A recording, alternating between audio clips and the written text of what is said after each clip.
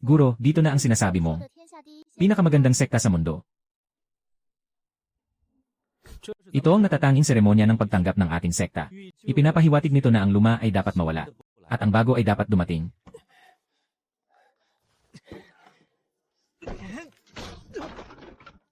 Ayos. Napakabuti. Naway laging ligtas.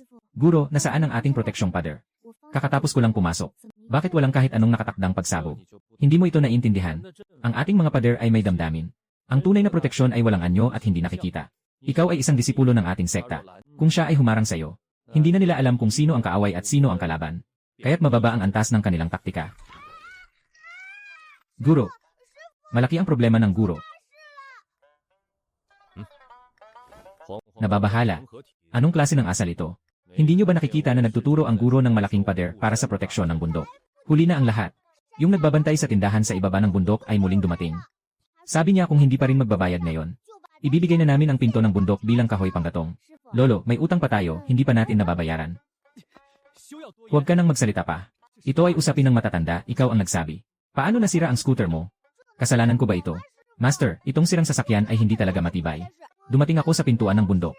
Sumakay ako hanggang sa pintuan ng bundok. Bigla na lang itong nawalan ng gulong. Nangyari ito dahil sa panloloko. Master, maaari ko bang itanong? Gaano na karaming espiritual na bato ang utang ng ating sekta? Aking guro, paano mapapaloko ang isang tao na nag-aaral ng daan ng espiritu ng ganito? May utang o wala? Isa lamang itong isang bahagi ng sanhi at bunga sa mundo. Kaya, gaano nga ba kalaki ang utang? 6 na riyal na espiritu para sa bigas at harina. Kasama ang 3 tungkod, 5 sako, na may kabuang halagang 40 espiritu. Kabuang 900 piraso. Bakit ka nag-aalala? Malalim ang kaalaman ng aming sekta. Hindi kami matitinag ng 900 na espiritual na bato. Ngunit ang may-ari ay may dalang palakol. Mahal na guro ng Kingsu. Kung hindi ka magbabayad ngayon, sisirain ni Lin Bei ang karatula bago ka sirain. Disciple, bigla akong nakaramdam ng tawag mula sa kalangitan. Kailangan kong magtago agad. Ikaw ang bahala dito. Babalik ako agad. Guro, sinabi niyo kanina na ang ating proteksyong pader ay may kamalayan. Tama ba?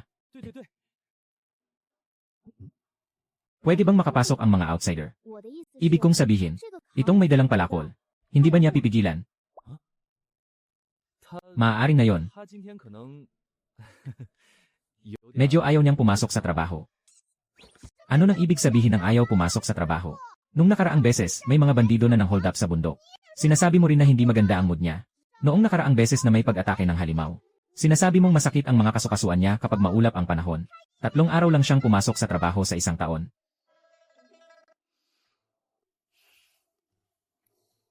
Master, talaga bang walang nakasetup na malaking pader para sa bundok na ito? Paano mo masasabi na walang nakasetup? Ito ay tinatawag na stratehikong kawalang saysay. Isang mataas na antas na konsepto sa forma ng isang sagradong pader. Wala talaga. Ay naku, hindi pwedeng ganito ang sabihin. Kingsu, Kingsu. Tao, aminin ko na sa iyo ang totoo bilang iyong guru. Ang aming sekta ay hindi sira, basta't hindi lang namin ipinapakita. Yung taong ito hindi niya maintindihan ang daan. Tanging pera lang ang alam niyang pabilisin ang takbo. Gray, skateboard mo na. Sandali lang. Nagsimula na namang manguyam ang sirang sasakyan na to.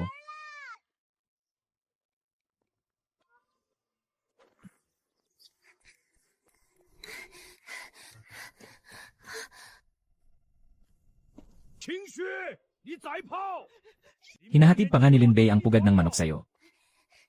Kuya, huwag matakot. Kahit nadalhin ng shopkeeper ang kisam ng bahay, makakatira pa rin tayo sa kuweba. Maaari bang maging normal ang paraan mo ng pag-aliw sa tao? Kingsu. Noong huli, ginamit mo ang elixir bilang bayad. Yung elixir na yon, dinala ko pa uwi para pakainin ang mga manok. Pagkatapos kumain, biglang nagkaroon ng 3 binti ang mga manok. Ipaliwanag mo sa akin ng maayos. Ano bang pinakain mo sa mga manok? Ay, iyan ang sanhua daliwan na ginawa ng guro. Yung manok ba ay sobrang lakas na ngayon? Sobrang lakas nga. Binuhat nito ang bubong ng kwadra ng baka. 3 baka ang tumakas. Kailangan nating isama ito sa iyong bayarin. Kaya pala bumaba ang presyo ng karne ng baka sa ibaba ng bundok noong nakaraang linggo. Lahat kayo huminto.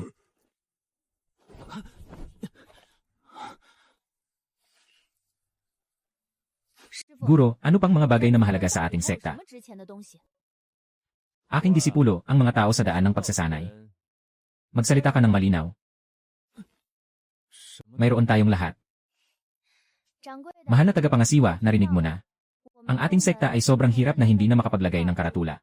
Kaya nga, kung hindi tayo magbabayad ngayon, papatayin ko ang punong ito at dadalhin ko ito. Huwag mong galawin ang punong iyon. Yan ang huling bagay na mahalaga sa ating sekta. Hindi mo ba sinabi kanina na lahat ay may proteksyon? Puno ay puno, pera ay pera. May 3 pugad pa sa puno. Itinuturing na ari-arian yon. Kung isang pugad ay katumbas ng 5 espiritu na bato, 3 ay magiging 15 espiritu na bato. Makakapagbigay ka ba ng 15 yuan? Bakit ko kailangan ng pugad ng ibon? Para mag-hatch ng itlog. Guro, ginagamit mo akong panangga sa palakol. Huwag kang matakot, disipulo. Ang katawan mo ay puno ng taba. Napakabisa ng iyong depensa. Ito ay balahibo ko. Ang balahibo ay hindi pang-ukit ng palakol. Dalhin mo na siya. Kahit papaano ay nasa yugto siya ng pagtawid ng tribo.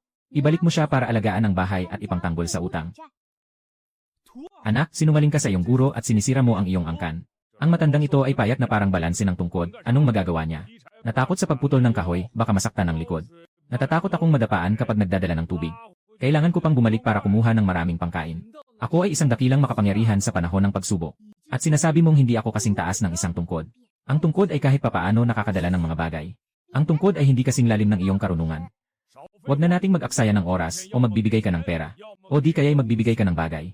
Kailangan kong gibain ang bahay. Gibain mo kung gusto mo.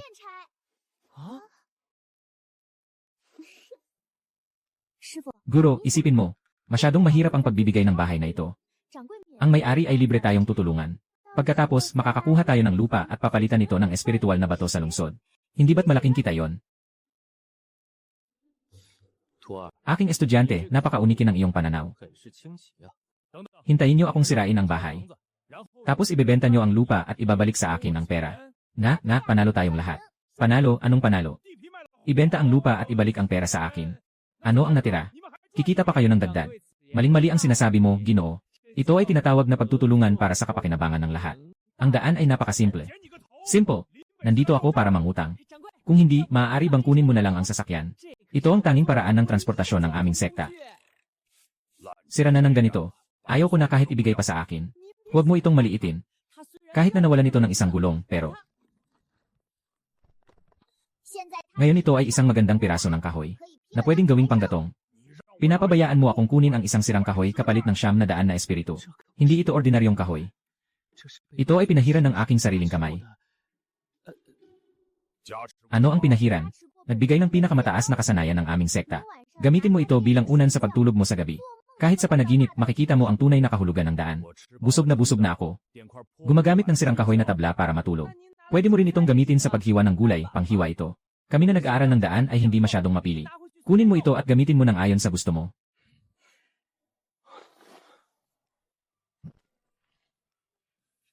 Kayo bang sekta? Ay talagang walang kahit isang bagay na maaring ipambayad. Ay, sabi ko, Ginoong Kingsu. Ikaw ay isang makapangyarihang tao sa panahon ng pagsubok. Paano ka napunta sa ganito? Nasaan ang mga disipulo mo? Hindi ba't sinabi noon na magtatayo ng sekta? At tatanggap ng maraming disipulo? Lahat ng mga disipulo ay umakyat na sa bundok para mag-ensayo. Saan kayo mag-ensayo? Lahat ay umalis na.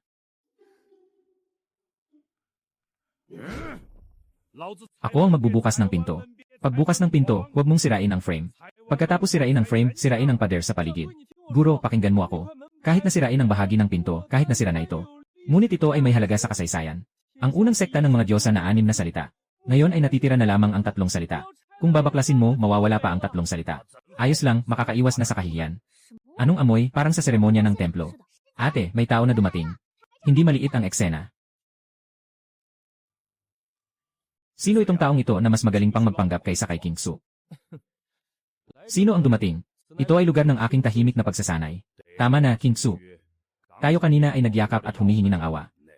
100 taon na tayong hindi nagkita. Ang iyong sekta ay lalong naging kakaiba. Kilala mo ba ako? Hindi ko kilala pero ang suot niya ang ganda-ganda. Maaaring nang hihingi ng utang. Mauna na ako, Mystery. Ako si Bei Jinshu, young master ng Qianhen sect. Sabi ng ama ko, noong nakaraang taon, utang niya sa inyo ay 600 spirit stones. Ngayon, ipinapadala ko ang aking sarili upang magbayad. Kasama na ang interes. Hindi naman nanghihiram si master ng pera. Kumukuha ng pera nga. Kapatid na Bai, salamat sa pagpunta mula sa malayo, nakakapagod. Halika, dito ka, kapatid na Hui. Bilisan mo, punasan mo yung kahoy para kay kapatid na Bai na maging upuan. Ate, pwede bang huwag nang ipahiya gamit ang kahoy? Hehe. Gino, sinasabi mo bang kasama ang principal at interes? Magkano ang interes? Ang kabuang interes ay 1,200 espiritual na bato. 1,200, master, 1,200. Hindi lang natin mababayaran ang utang. May matitira pang 300. Ay, kanina, puro lang pala kalituhan. Nagbibiro lang po ako sa inyo.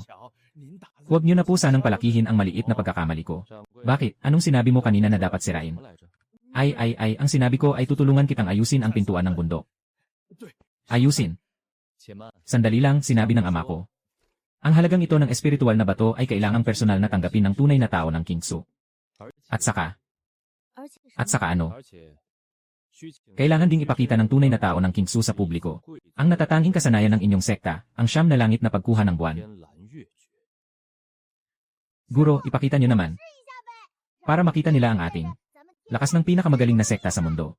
Guro, marunong ba kayo ng siyam na langit na pagkuha ng buwan? Biro lang. Ako ay nasa antas ng pagdadaanan ng pagsubok. Isang simpleng pagkuha ng buwan. Ento, mostra Deo. Ay, disipulo. Di repente, sin to me dansyan si Agitar. Probablement for porter corrido torpedo antes. Miu peitam dis. Ki over the diro Kingsu no consigi demonstrar. Ento, iso significa kinakela poka, aquel que estaba na montanha kangu. Master com umat nika chamadalua azul ki salvo sua vida. Hindi ikaw. Naalala pa ng ama mo ang isang iyon. Natatandaan ng aking ama iyon ng buong 100 taon. Sabi niya, ang paraan ng pag-ikot ng espiritu sa isang iyon. Hindi niya nakita sa sinuman. Hanggang ngayon, nakita lang niya iyon isang beses. Guro, nagkunwari ka bang ibang tao noon?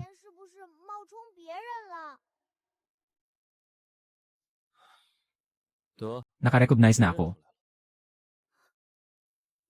Talaga namang nagkunwari ka. Hindi ito nagkunwari. Noong panahong iyon, nakita ko ang kanyang ama na tinutugis ng halimaw. Isang kamay ko lang, napalayas ko ang halimaw. Maya-maya, sinabi nilang ito ay tinatawag na 9 Heavens Moon Gathering Technique. At ipinasa pa ang natatanging kasanayan. Kaya't ikaw ay isang dumadaan lamang. Ang hirap pakinggan yan. Anong ibig sabihin ng dumaan lang? Ako ang isang bihasang dumaan dito.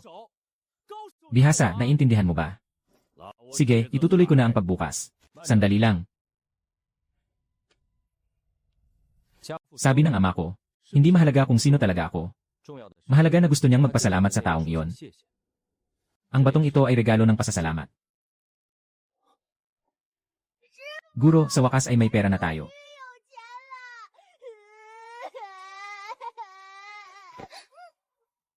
Huwag kang umiyak, hayaan mong makapagsalita siya. Maaaring ibigay ang pera. Ngunit may isang kondisyon ng aking ama.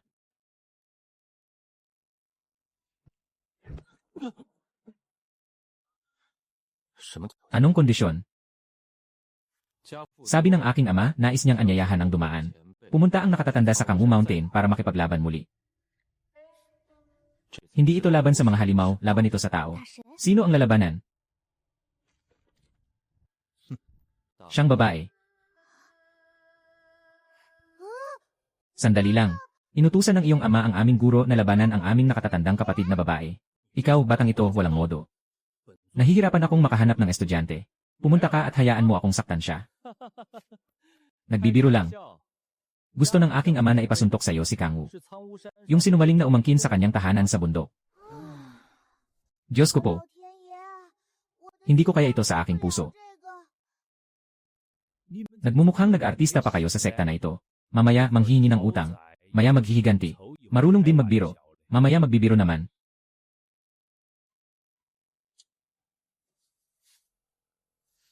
Guru, mag-impake na ako ng gamit. Bakit? Bababa ako ng bundok para labanan ang walang hiyang sumakop sa kuweba. Kilala niyo po ba siya? Anong antas ng kapangyarihan niya? Hindi ko siya kilala. Pero sa tingin ko, yung makakapag-occupy sa Kangwu Mountain, ay tiyak na matibay na kalaban. Sige, mauuna na kayo. Kami ni Gray ay mag-cheer para sa inyo. Nakahanda na kami. Tuloy po kayo, 3 tao.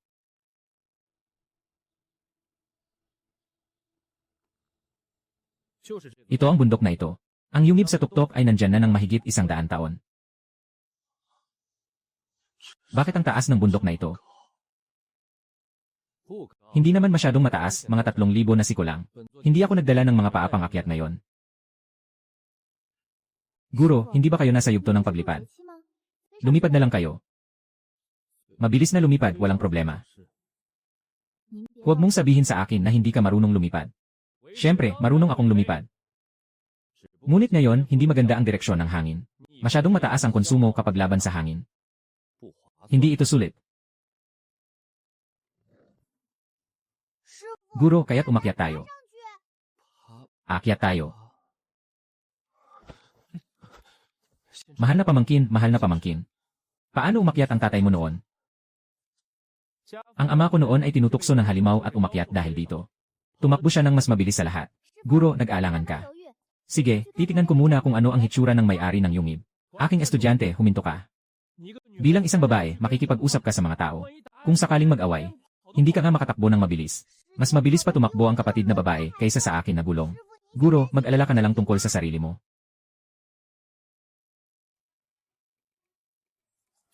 Aking guro, sa tingin ko. Maaari tayong magplano ng mas maayos. Guro, hindi ba ikaw ay nasa yugto ng pagsubok? Nakapagod na nga ang umakyat sa bundok sa yugto ng pagsubok. May mga bagay kang hindi alam. Hindi ito paghingal. Ano ito? Ito ay pakikipag-ugnayan sa espiritu ng bundok na ito. Ang espiritu ng bundok kang Wu ay sagana. Ako ay nag-aayos ng aking dalas ng paghina upang makipag-ugnayan dito. Mababa pa ang iyong antas ng pagsasanay. Normal lang na hindi mo ito maramdaman.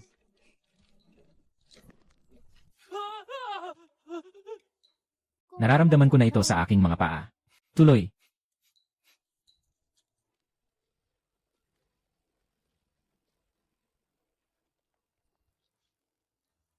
Ate, may baka ba sa bundok na ito?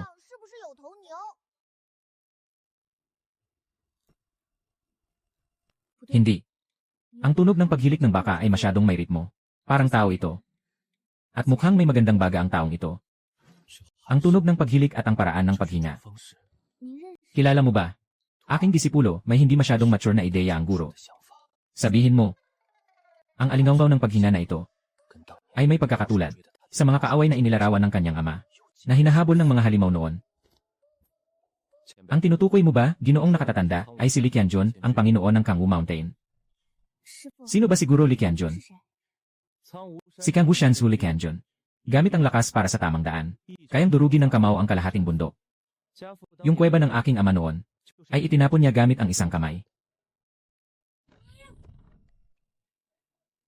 Kakausap mo lang kanina na gusto mong labanan siya.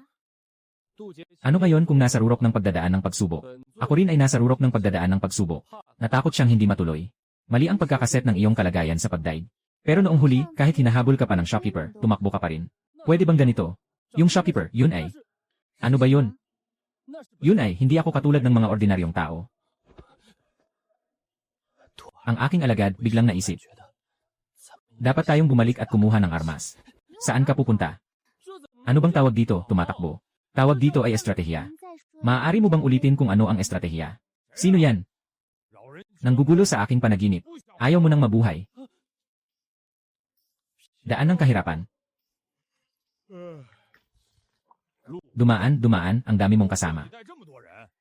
Guro, mas mataas siya sa akin ng 3 na unit. Senior, ito ang aking guro. Si Ginoong Kingsu. Isang makapangyarihang tao sa panahon ng pagsubok. Dumating upang bumisita kay Ginoong Li Qianjun, ang Panginoon ng Kangwu Mountain. Panahon ng pagsubok. Ganito, ganito. Isang mahangin na tinangay ang payat na tangkay. Anong sinasabi mo, ikaw na mangmang? Ako ito, may diwang makalangit. Makalangit na diwa. Sa tingin ko, ito ay isang kabaliwan. Guro, itong taong ito ba ay si Li Qianbai? Malaki ang posibilidad na siya ngayon. Ang isip ay parang mga nakatatanda. Sinasabing hindi talaga maganda ang isip. Ngunit nakakagulat ang lakas sa laban. Ako si Li Qianjun. Bakit niyo ako hinahanap? Kung may bala kayo, umalis na kayo. Gusto ko pang matulog. Ang abogong ito ay dumating dito dahil sa utos ng isang tao. Magsalita ng tao. Senior Lee, narito kami para hilingin sa iyo na lumipat ng bahay. Saan kayo lilipat? Sa ibaba ng bundok. Itong lihim na pugad. Dati itong pag-ari ni Bai Jinshu at ng ama niya. Nasa iyo na ito ng mahigit 100 taon. Siguradong ibabalik na rin natin sa kanila. Anak, huwag mong palalain pa ang sitwasyon.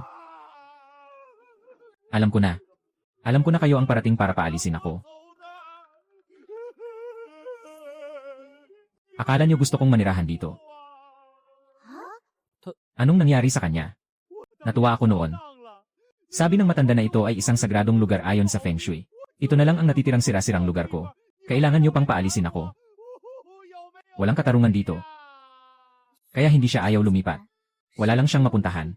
Ano bang alam mo? Ito ang sakit ng walang mapuntahan. Kayo, nakatayo lang, hindi niyo ramdam ang sakit. Bumalik ka sa aming sekta. Kahit nasira ang aming sekta. Marami kaming bahay. Kahit na nawawala ang karatula. Nabulok na ang mga beam. Malapit na ring bumagsak ang pader. Pero kahit papaano, may lugar pa rin. At saka, may pagkain. Sagot sa pagkain. Sagot natin, kakabayad lang natin ng espiritual na bato. May natitira pang 300 espiritual na bato. Sapat na bigas. Sapat na. May karne. Sapat na karne. Sandali, sandali. Ikaw, isang tuptok ng panahon ng pagsubok. Bakit ka pa babalik sa amin? Para kumain. Mahal na nakatatanda, maaari kang bumalik sa aming sekta. Pero kailangan mong magtrabaho. Anong trabaho?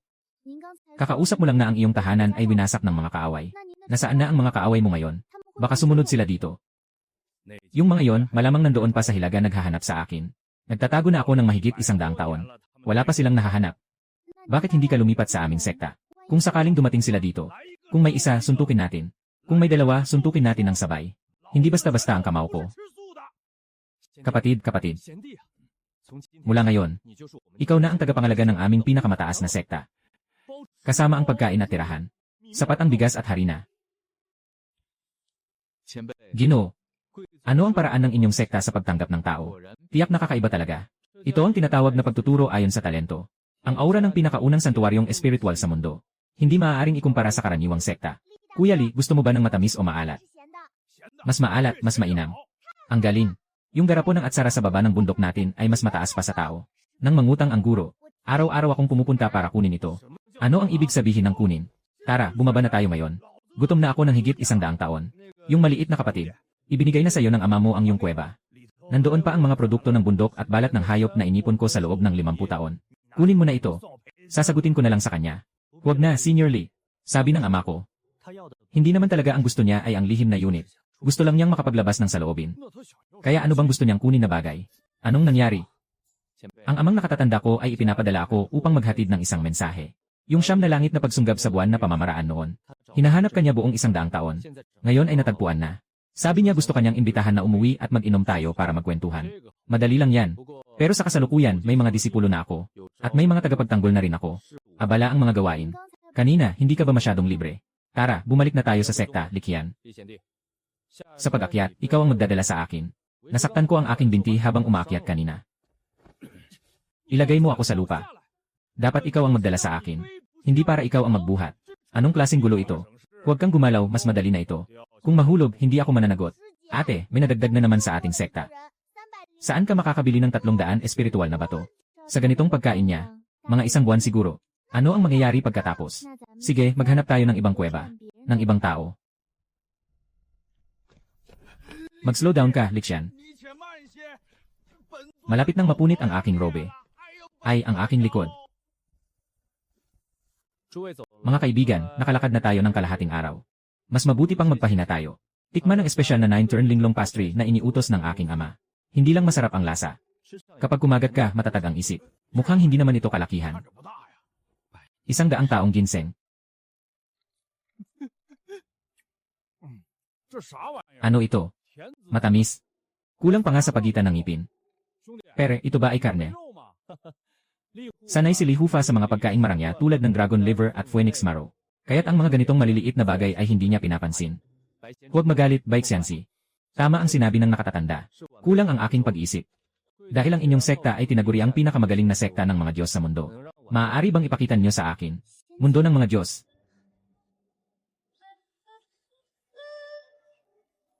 Sa aming sekta, tuwing araw. Ang sikat ng araw ay walang hadlang, na direktang umaabot sa bawat sulok ng tindahan. Tuwing umuulan, lalo na naming nararanasan ang pagbuhos ng biyaya mula sa langit. Ganun pala, na kayang dalhin ang mga kakaibang pangyayari mula sa langit sa templo. Hindi nakakagulat na ito ay isang malaking proyekto ng pinakamagaling na sekta. Kaya't si Senior Lee ay pupunta sa pagkakataong ito. Tiyak na magiging komportable dito. Napakabuti. Naghintay ako sa madilim na yungib na iyon ng mahigit 100 taon. Sa wakas, makakapasok na ako sa maliwanag na malaking bahay.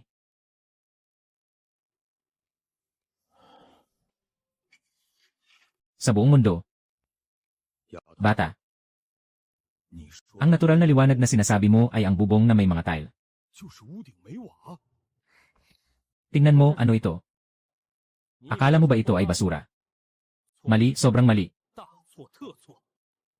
Ano ito? Ito ay tanda ng daan. Ang mga ninuno ng aming sekta ay naglaan ng panahon upang sanayin ang isipan ng mga disipulo. Partikular nilang inihanda ang malaking disoryenting aray na ito. Ang nakikita mong pagkasira ay tinatawag na pagbabalik sa katotohanan. Akala mo ba butas ang bubong? Iyan ay para sa pag-obserba ng mga bituin sa gabi. Diretso sa daan ng langit. Akala mo ba ang pinto ay nakasabit? Iyan ay para paalalahanan ang mga disipulo na maging mapagpakumbaba.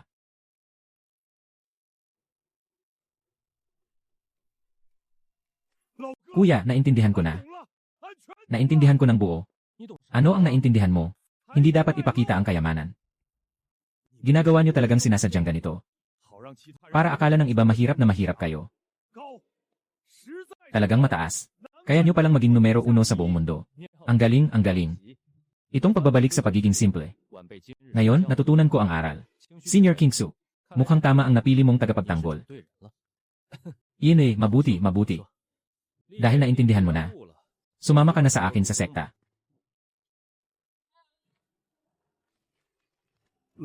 Kapatid, naiintindihan ko na ang mga prinsipyo.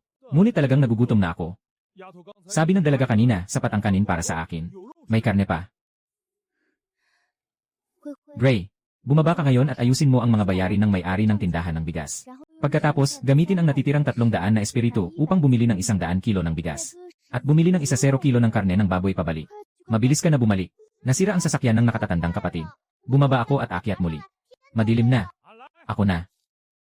Paano mo naman maaasahan na ang mga bata ang bibili ng pagkain? Bumili ng 100 kilo ng bigas, di ba? Mukhang malaki naman ang katawan mo. Bibili ako ng mas marami.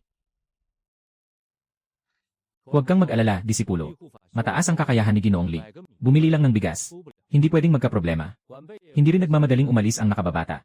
Mas mainam na manatili na lang at uminom ng 1 tasa ng tsaa. Sabay tignan ang eleganteng pagkain ni Senior Lee.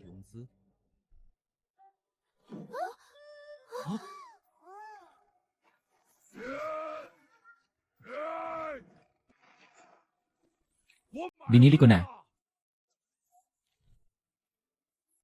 Bakit mo tinatanggal ang karatulan ng tindahan ng mga butil? Hey, batang babae. Ito ang supli na natira sa counter niya. Nakuha ko na rin ito habang naghihintay, maghahanda na tayo ng pagkain.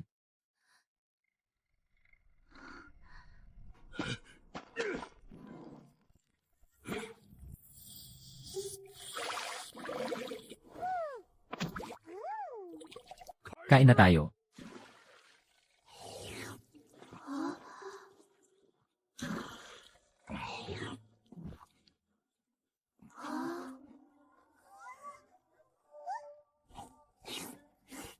Naiubos na ni ate ang lahat ng pagkain natin para sa susunod na taon. Hindi na kailangan para sa susunod na taon. Pati para sa susunod pang taon, ubos na rin. Ugnayan ng karma. Karma. Hindi pinalalampas ang karma. Ito ang kaparusahan ng guro. Masarap, talagang may pagkain ang basurang sekta na ito. Bro, niloko mo ako. Talagang masarap ang pagkain na ito. Bitawan mo ako, kailangan kong umakyat sa langit. Pero ano? Sobrang malambot ng kanin, hindi ito nakakatulong sa tiyan. Pakiramdam ko, ngayon ay 3 bahagi pa lang ang kinakain ko. Anak, ano ang kakainin natin sa hapunan? Hapunan. Ano bang mahirap dito? Kung hindi ka naman mabibigo, mas mabuti pang sumama ka sa akin sa Chayan Hinsek. Sa Chayan Hinsek, hindi ko masasabing marami. Pero tiyak na sapat ang pagkain. Hoy, seryoso ka talaga dyan. Tiyak na totoo. Kung malaman ng ama ko na makapag-imbita ng Panginoon ng Kangwu Mountain sa hapunan, siguradong magiging sobrang masaya siya. Kaya ano pang hinihintay natin? Kuya, ituro mo ang daan. Kaya ko na ngayon. Kaya kong kainin ang isang bundok. Huwag ka nang mag-alala, Senior. Ako na ang bahala maglakad. Ay naku, masakit ang likod ko. Senior Kingsu, bayad na po ang espiritu na bato. Ako na po muna ang mauuna. Natatakot ako sa inyo. Ganito kalakas kumain, talagang gusto niyo pang manatili. Bilang guro, kahit sa pag-donate ng dugo, hindi ko kayang tustusan. Ayos lang, umalis na siya. Guro, maaari na ba tayong magbahagi ng nakuha? Anong nakuha? Ito ay pondo para sa pagbuo ng ating sekta. Matapos ang 100 taon, sa wakas ay nakakita tayo ng pera. Mga disipulo, isara ang pinto. Magkakaroon tayo ng pinakamataas na pulong ng sekta. Ang sekta ng pagtuturo ay matagal nang sunugin ng nagbabantay ng tindahan ng kahoy. Gusto mong isara ang pinto ng hangin? Walang problema, may pinto sa puso. Sa bawat sulok ay may pinto, maglakad ka lang. Oh, lanan. Master, 1,200 pesos. Ilang skateboard wheels ang mabibili niyan?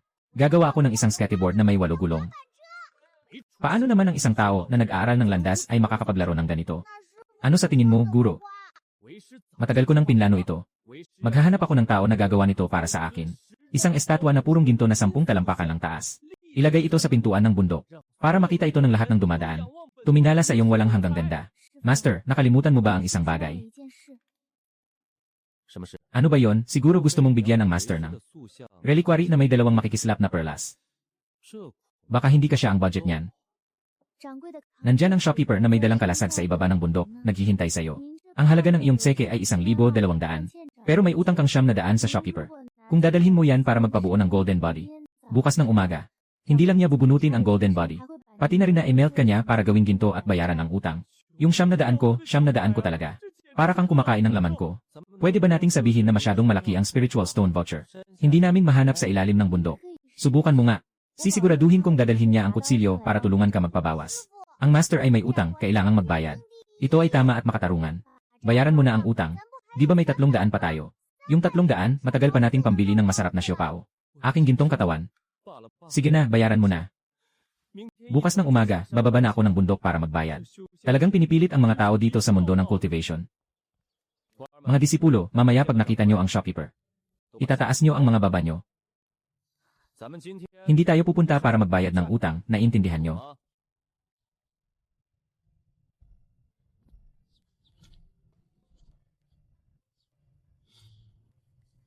Parang binomba ang bayan na ito, ano?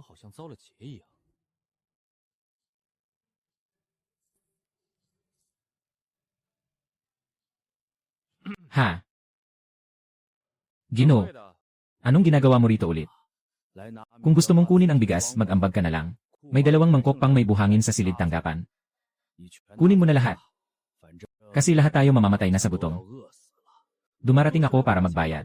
Hindi mo ba sinasadyang sirain ang pader ng bundok ko? Bakit pa magbabayad kung may pera naman? Kahit bigyan mo pa ako ng 10,000 espiritu na bato, hindi ko pa rin mabibili ang isang butil ng kanin. Hindi nyo ba alam? Alam kong ano. 3 taon na ang tagtuyot. Walang isang patak ng ulan na ibinigay ang langit. Lahat ng espiritu na taniman sa loob ng 100 milya ay punit-punit na. Hindi ako makapasok sa mga kalakal. Kailangan lang maghintay ng kamatayan. Huwag kang umiyak, tiyuhin. Mayroon pa akong kalahating itim na manto na natira. Medyo matigas lang. Aking disipulo. Ito ang huli nating yaman sa ating sekta. Ito ay mula sa mundo ng mga nag-aaral ng immortalidad. Tanggapin ang tadhana. Wala tayong magagawa dyan. Guro, noong pinilit nyo akong maging estudyante, ano ang sinabi nyo? Sabi ng guro, ikaw ay may pambihirang katawan. Na isang natatanging talento sa pagninilay. Tama. Sabi nyo noon, kung hindi para sa sangkatauhan, hindi dapat mag-aral. Ang pinakamagandang sekta sa mundo ay ang Jinyi Yexing, na ang layunin ay ang gawing responsibilidad ang buong mundo. Sinasabi ito pero may pagkakamali. Ngunit ang prinsipyo ay ganito. Ang pera ay ganito. Tara na, Wihwi. Bumalik tayo sa bundok para ayusin ang mga bagay. Bakit tayo babalik sa bundok? Paghihiwalay. Isang sekta na hindi nagmamalasakit sa buhay ng mga tao. Kahit na punuin ng ginto. Ito ay isang libingan lamang. Nahati na natin ang perang ito. At nagkanya-kanya na tayo. Pupunta ako para bumili ng bigas at tumulong. Walang galang, naglakas loob kang lapastanganin ang iyong guro at ninuno. Tinatawag ko itong paglilinis ng pintuan, Ginoo. Gusto mo bang magtagal sa isang sirang templo? Maging isang kilalang pinakamagaling sa mundo? Kung ililigtas natin ang mga tao, Tayo ang tunay na pinakamagaling sa mundo.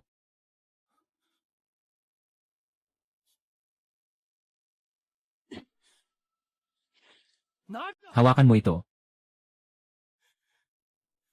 Yung 900 na utang, nabayaran ko na. Yung natitirang 300, huwag nang maghanap. Kingsu, anong ginagawa mo? Sabi ko kanina. Ngayon, kahit may pera, hindi makabili ng bigas.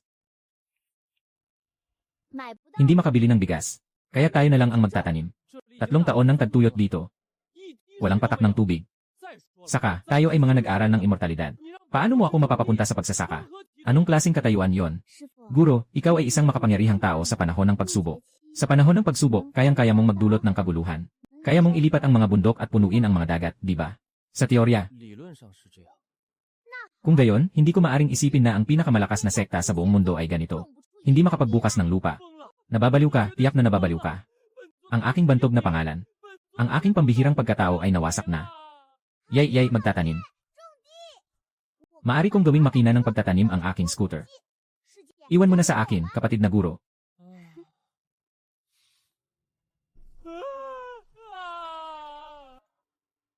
Gagawin ba ng guro? Kung hindi ka kikilos, maghihiwalay na ako.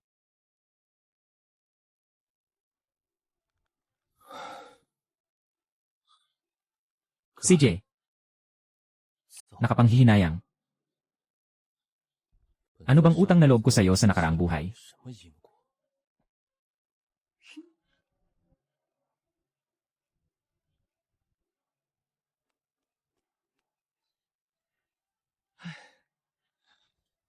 Ang disipulo mo ay mas matigas pa sa noo ni Liqianjun. Sigurado ka bang gusto mong mag-araro para sa guro? Ang guro ay nag-alaga ng mga sundalo ng libu-libong araw. Ngunit gagamitin ang mga ito sa isang sandali. Ipakita mo ang lakas mo noon. Huwag mag-aksaya ng salita. Simulan ang unang bahagi ng bukirin. Unang hakbang ng 10 araw ng buwan. Malawak na ulap ng mga bituin.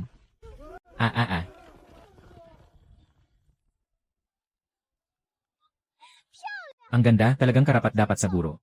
Mas malalim pa ang hukay na ito kaysa sa sinugba ng baka, ituloy mo lang. Balikan mo lahat ng 100 munang lupa na ito. Anak. Limitado ang aking espiritual na lakas. Kung magpapatuloy ito ng ganito, walang 1 munang lupa ang matitira. Mauwi na ako sa langit at magiging Diyos. Huwag kang tamad, hindi ba't sinabi mo kahapon na ang pag-ikot ng espiritu ay parang kulog? Ngayon na ang oras para patunayan ang thunder sound, bilisan mo.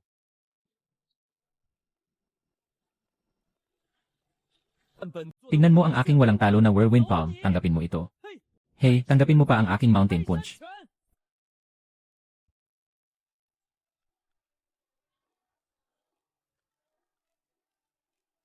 Ang gray-gray na fully automatic na seed drill ay handa na. Umalis na. Ate, hindi ko na makontrol ang direksyon. Taksil. Saan ka pupunta? May mga ngipin na sa butas ng ilong ko. Hindi mahalaga ang direksyon. Basta't nasa bukirin tayo. Huwag huminto, Gray, panatilihin ang bilis.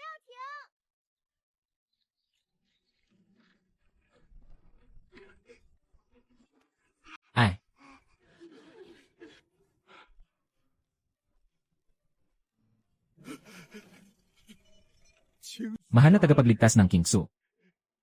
Kayo ang mga magulang na muling isinilang ng buong bayan namin. Maliit na bagay lang. Nauunawaan ko ang kalagayan ng mga tao. Isipin na lang na ako'y bumaba para mag-aral. Ngunit walang tubig. Kahit gaano pa katibay ang mga buto. Hindi sila mabubuhay ng 3 araw sa tuyong lupa. Dapat na umulan na. Kalangitan at lupa. Pinagmulan ng lahat ng enerhiya. Dumarating ang hangin at ulap. Mabilis ayon sa utos. Ang mga iligal na negosyante sa itim na pamilihan ay nagbebenta ng peking amulet. Ano ang dapat gawin dito?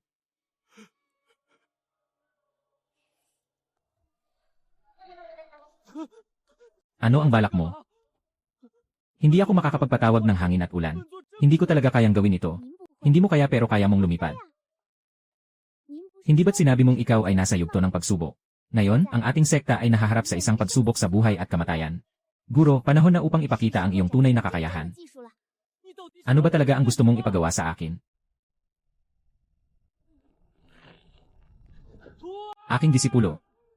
Ihulog mo ako. Takot ako sa mataas. Maestro, kalma lang. Huminga ng malalim. Gamitin ang iyong hainahaibak na mahika. Ilunok ang tubig sa balde pagkatapos ay isuka. Para sa sekta. Para sa mga tao, gagawin ko ang lahat.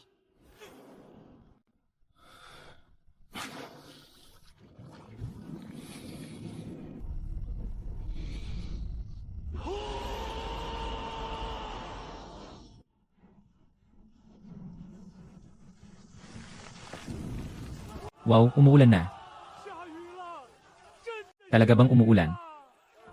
Parang Diyos na buhay. Nagpakita na ang matandang Diyos ng kalinawan. Hilahin si Gray papuntang kaliwa. Ipagpatuloy ang pag-spray ni Master dalawa sa bukirin.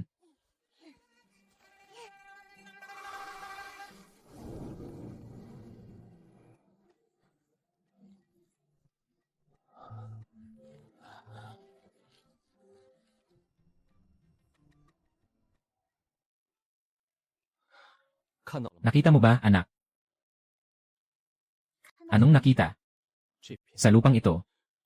Ito ay sinabi ng guro gamit ang kanyang bibig. Nasabi mo na. Nasabi na ng 300 beses.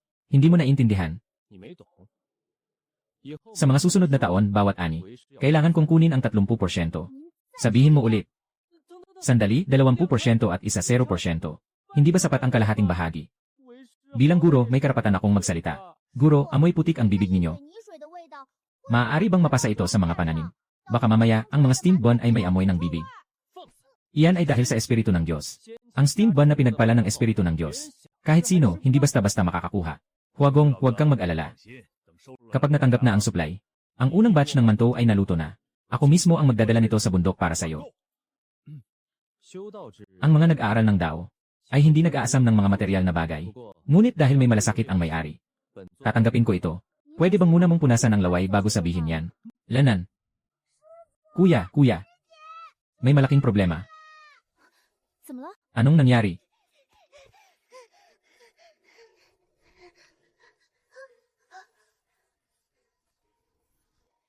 Sa kabilang banda, madilim na madilim. Papunta dito sa atin. Humuhuni. Balang. May balang.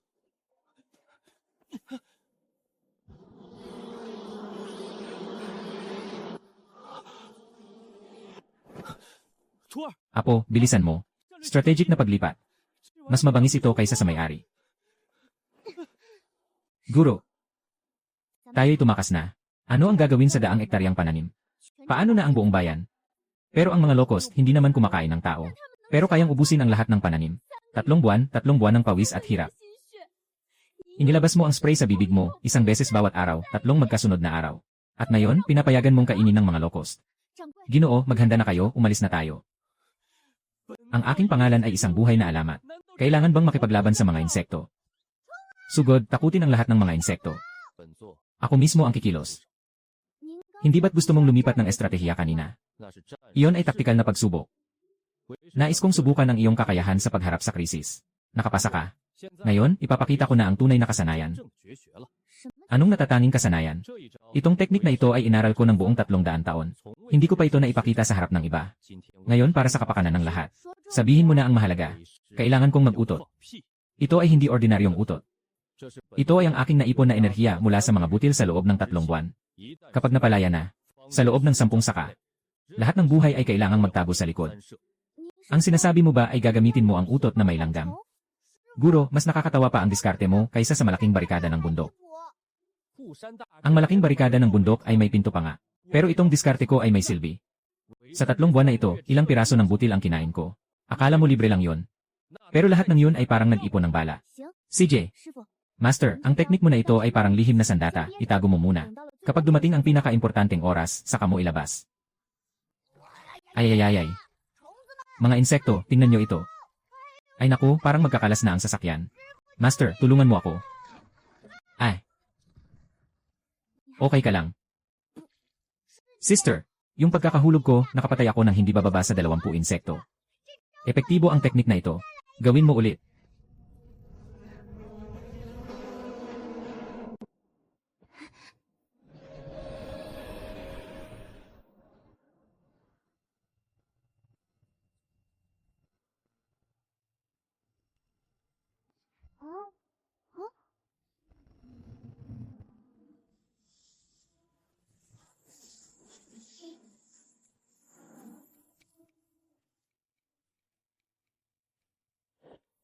Nakita mo ba? Sa loob ng 3 buwan, ang mga kinain ko ay mga magaspang na butil. Walang kahit isang butil na nasayang. Guro, talagang kahanga-hanga ang iyong galaw. Ngunit maaari mo bang ipaalam ito ng maaga? Halos mamatay na kami sa amoy. Ang tunay na nakamamatay na galaw ay hindi dapat ipaalam ng maaga. Noong panahon sa bundok Kangu.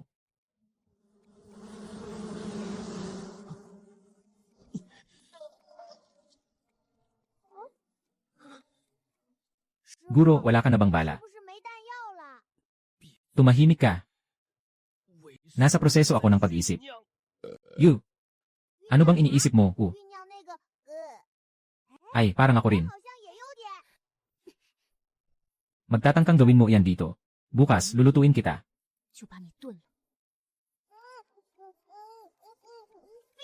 Hindi ko kayang itago, ate. Kung sobra kang kumain ng mga pagkain hindi gaano masustansya, hindi ka makakatagal.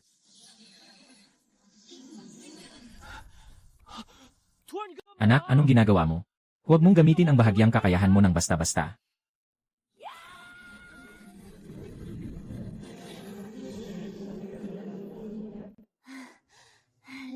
Malakas ba talaga? Anak, ito ba ay? Natuto ka kay Master. Natuto ka kay Master. Natuto ka kay Master. Noong araw, hindi mo basta-basta pinapatay ang mga halimaw. Na parang isang hakbang lang, naging natatanging kasanayan mo na ba? Ito ang tawag ko sa Jushui Hidong Shai Hao Ju siklab ng labanan sa ilog Jushui. Kapatid na babae, ang galing mo talaga.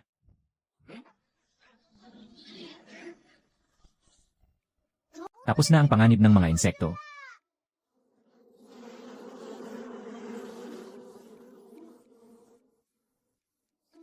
Kapatid na babae. Ay, gray-gray na yon. Sobra na ang galaw ng langit. Humihiling ng 3 araw na bakasyon. Hindi pinapayagan. Huwag mong hawakan ako.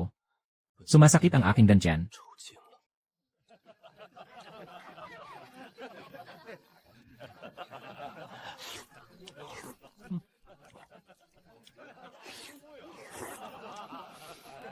Kumain ka ng dahan-dahan, walang ibang kumukuha sa'yo.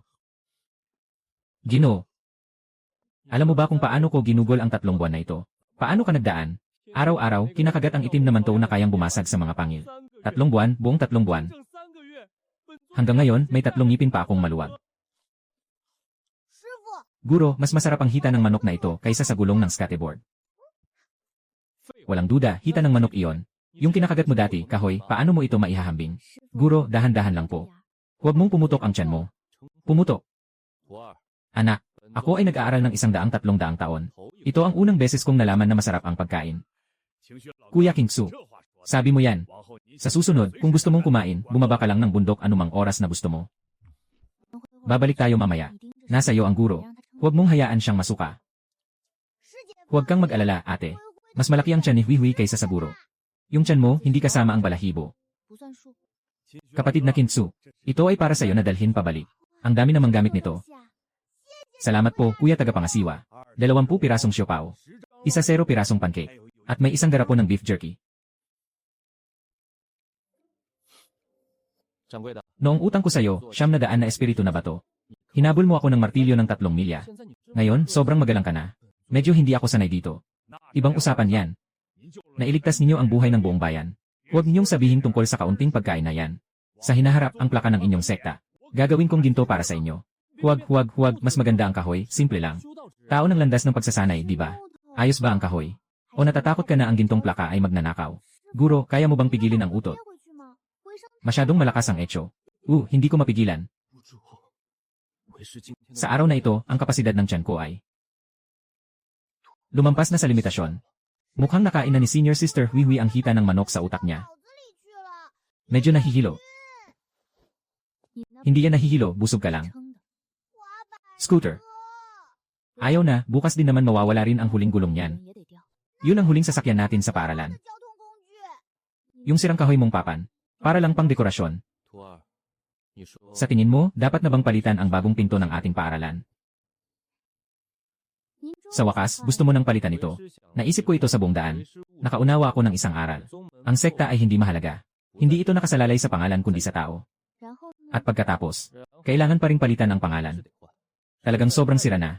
Binabaan ang aking imahe.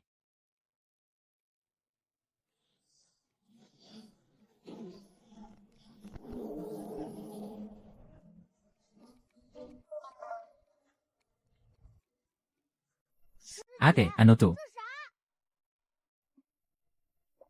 Hindi ko alam pero nagsimula na namang mag-alab ang pamalo ng guro. Mabuting gawa. Talaan ng mabuting gawa. Pinakamataas na leader ng sekta, si King Su ay nagdala ng mga disipulo upang magtanim sa daang ektaryang lupa. At ang kanyang katawan ay naging matamis na lotus upang diligan ang lupa. Gamit ang talino upang mapaalis ang salot ng balang. 3 salot ay naalis. Mahigit 3,000 buhay na tao. May halaga ng 1,000 kabutihan.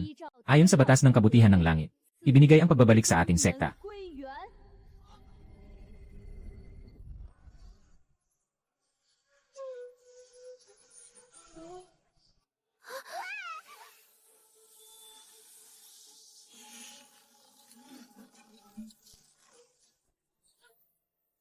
Pinto, pinto, pinto ng plaka. Ito ay lumitaw ng kusa. Maestro, tingnan mo yung pintuan.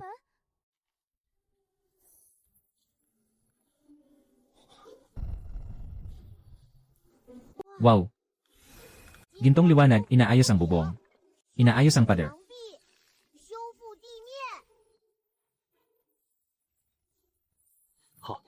Wow, pinaganda ng gintong liwanag ang buong bakod ng bahay.